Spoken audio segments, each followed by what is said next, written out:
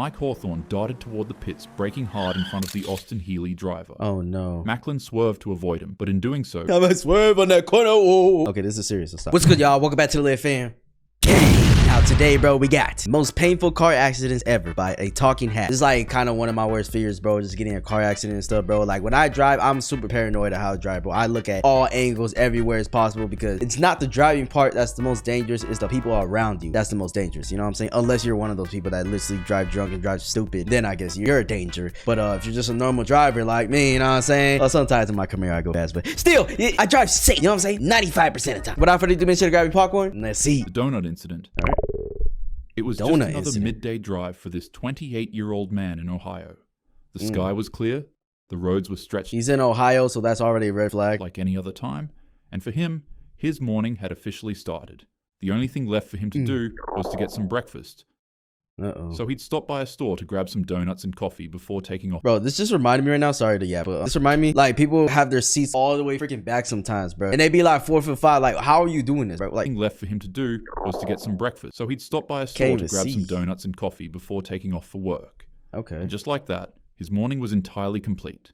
The man was sipping a coffee in one hand and biting a donut in the other. Okay, now who's controlling the wheel, bro? Things really couldn't get any better than this. What the hell? But somewhere between the first sip and the next bite, everything went sideways. Oh, literally. I was about to say literally. You know what would make this day better? Some music. Hey Siri, play some Diddy. Nigga, what? That's the first. It's right in the morning. That's the first thing you put on is Diddy, money. Check his hard drive. Check his hard drive right now. What? No. I said play Diddy, like, you know, Puff Daddy. Puff Daddy. Playing Yeet. I'll just do it myself. While eating his donut, it'd slip out of his hands and knock over his coffee. Oh no. Oh. In a panic to stop the spilling, he quickly reached for the beverage to steady it. And just like that, in a split... That's like the worst thing that happened while you're driving is like any type of distraction inside the car, bro. Like something hot dropping on you and obviously you get that muscle contraction reaction, you know what I'm saying? And then it could like swerve your wheel or something. Just that split second you can lose focus can make the difference if you crash or not. The car veered left to the opposite lane of traffic. I forgot to mention that this was all occurring in the middle of the highway on an extremely busy Wednesday morning. Not on the highway. Unfortunately, at 50 to 60 miles per hour, that's all it takes.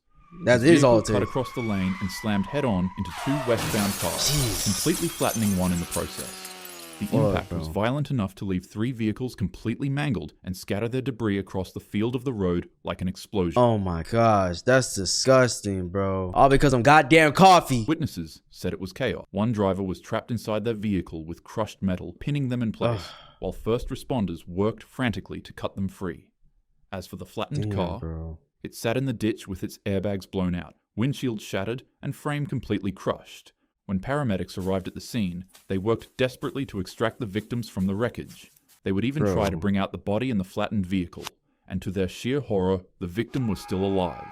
The crew would immediately transfer both individuals to the university hospital. It's so crazy, like how car crashes. I feel like there's so much probability in, like, you know, the chances of you surviving. Everything has to go right for you to survive, especially in a very big crash like that. You know what I'm saying? Because if you get crushed anywhere, a specific organ or something, or you just end up bleeding out, the paramedics or someone just takes too long. Like there's so many things that can just easily go wrong, but it's like a blessing if you're just able to get out of there. You know what I'm saying? But I'm sure some people probably did not survive this though, right? Medical Center, while a third refused further treatment.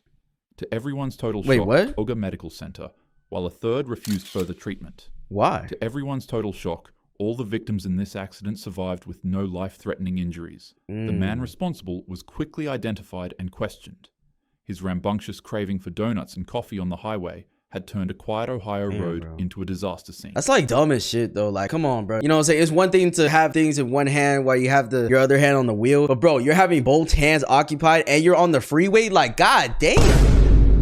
Like, you're not even on the regular streets. You're on the highway where it's way more, you know what I'm saying, risky and stuff. And you're still having both of your hands occupied. You're not in a Tesla or nothing. You're not, you know, in one of those cars that can just drive by themselves. So why are you doing that? That's literally stupid, bro. You're putting other people's life at risk just because you want to, like, be impatient with your coffee and fucking donuts. Like, just do it one at a time, bro. Police instantly cited him on the spot. Sometimes it's not speed or weather or a drunk driver that causes the crash.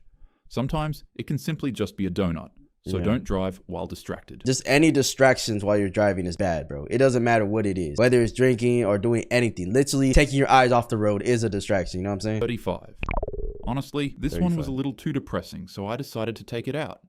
Instead, for this incident, you can just look at this cute rabbit for a bit. What? Was it really that bad? God damn. That's cute, though. I want to eat it. Just kidding. I'm just kidding. Train incident. On February 3rd, 2015, in Valhalla, New York, commuters boarded the Metro North... What the hell?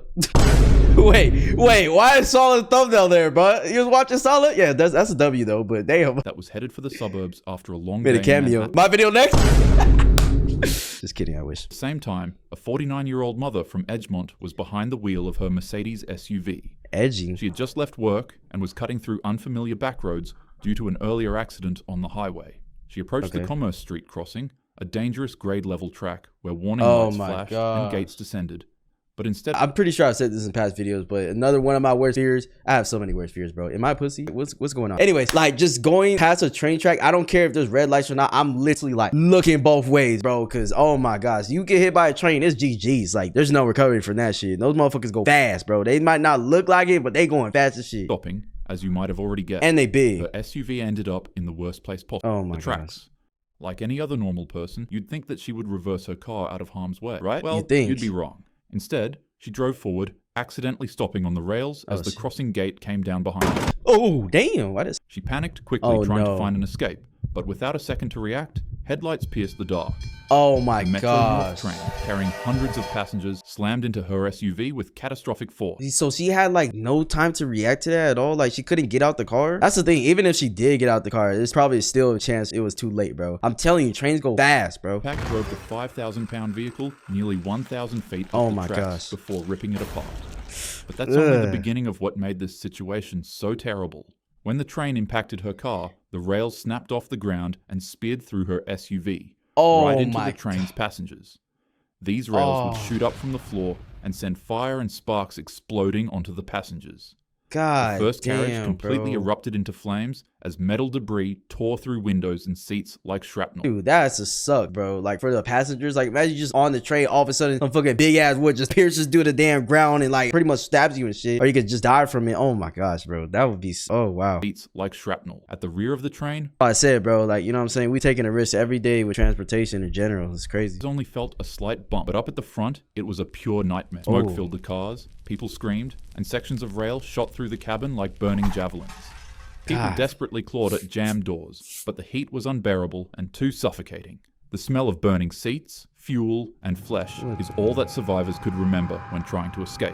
The scene was described as literal hell on a train. When the fire finally died down... That's crazy, bro. Like, how you could just be, like, in the front of something happens to the train, and the people all the way in the back just chilling, bro. They'll never know what you guys are going through until you guys get off the train or something. Finally died down. Or it just stops. 6 people were gone, and 15 others were severely injured. When the fire finally died down, 6 people were gone, and 15 others were severely injured. 6 people died? The SUV was obliterated, and the train was left mangled and scarred by the flames. Damn, this remains the deadliest crash in Metro North Railroad's history. And the moral is as simple as it is brutal. When you're on the road, always be attentive and learn to react quickly. Most of the time... Oh my god, that's great. How the hell did she even... It says she got pinned by something, but how you even get in that situation in the first place? You know what I'm saying? Like, you're just not paying attention. Most of the time, roads are actually pretty boring. And honestly... They don't like the lights that come on before the train comes on. They come on a good amount of time before the train even gets close there. You know what I'm saying? That's why it kind of sucks when you get stopped there. It's like, oh damn, now I gotta wait, you know, all this time for this train to go by. But it's for a reason. So stuff like this don't happen where the car is literally stuck in the middle and then like they don't have no time to react, bro. Crazy things like this happening all the time.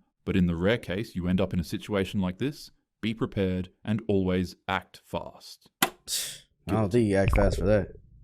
Guillotine? The stands were packed. Families, isn't guillotine like, you know what I'm saying, chopping the head off? Fans and journalists gathered shoulder to shoulder, watching the 24 hours of Le Mans. Oh, something with race cars? Oh, I know this could be bad, bro. You know how freaking fast they go on these tracks? Cars from Mercedes, Jaguar, and Ferrari screamed down the straightaways, pushing limits that the track itself had never been designed to handle.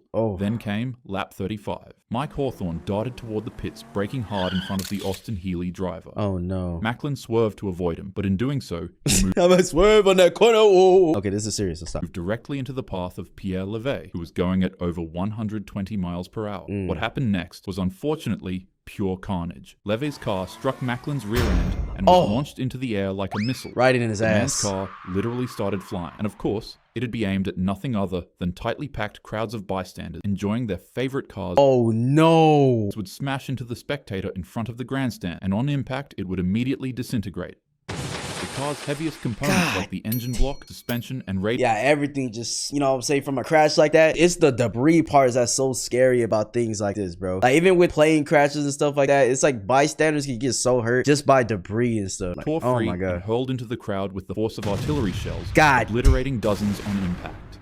However, the worst part was the hood.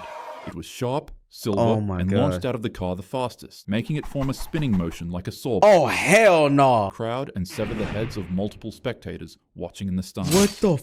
Survivors would later describe this scene as the hood decapitating tightly jammed spectators. Dude, just imagine being in this crowd and just witnessing that happen, bro. Like, just a couple of people just getting decapitated. And imagine they're just right next to you and it missed you just by inches, bro. But you see like 3 other people next to you just get decapitated. Oh my. Yeah, that is definitely what it says right here. Nightmare fuel, bro. Like a guillotine. By the time the smoke cleared, crap. at least 82 people were gone and hundreds more were injured. Wait, 32? By the time the smoke cleared, at least 82 people... 82?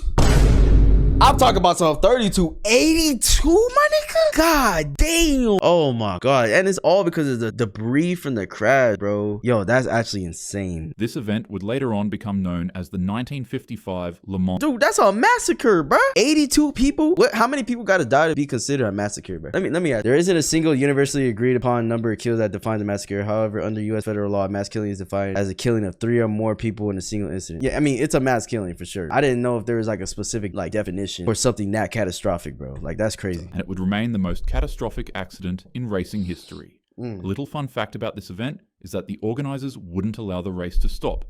They'd ensure that the drivers kept competing. Are you serious? Why the f would they keep going? What the hell? So that the venue didn't ensue into a mass panic and block medical response. My nigga, 82 people died. Like, everybody's gonna panic, bro. Who the fuck is not gonna panic? Like, did people not see that? Responders from being able to enter in. This event would be into a mass panic and block medical responders from being able to enter in. They blocked medical responders? Okay, whoever is behind this, bro, you need to go to jail, like, immediately, bro. What the f? Like, this is disgusting. What you mean they was blocking people from getting in and trying to save lives or do anything just because you want to save your ass, bro? Like, what? This event would be so shocking to the world at the time that multiple countries across Europe banned motorsports altogether until safety standards could be improved. No matter how exciting or important something feels in the moment, it's never worth risking lives by ignoring safety. Hell yeah. One bad decision can hurt not just you, but everyone around you. Don't speed, don't be distracted while driving, and always drive safely. With that being said, have a happy day. Yeah, you too, bro. Yeah, chat, this is a great lesson. Oh, it's the funny bunny. He looks very hungry. I'm hungry. I like bunny. Okay, anyways, yeah, chat, this is crazy. That last one was the worst shit I ever heard of, bro. Like, 82 people dying is crazy, and then people getting decapitated and stuff. Like, man, you just go and watch your favorite sport or something, you just end up just dead, bro.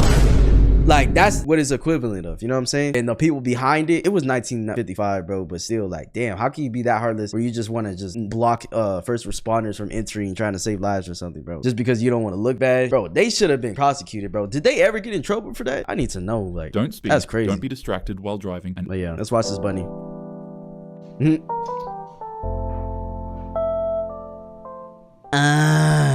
Anyways, if you guys like Talking Hat, make sure you guys subscribe to him and stuff. This is a great video. If you guys want me to react to more things, he has other videos like this too. Yeah, chat. Thank you guys for watching, and I'll see you guys in the next one, man. Peace.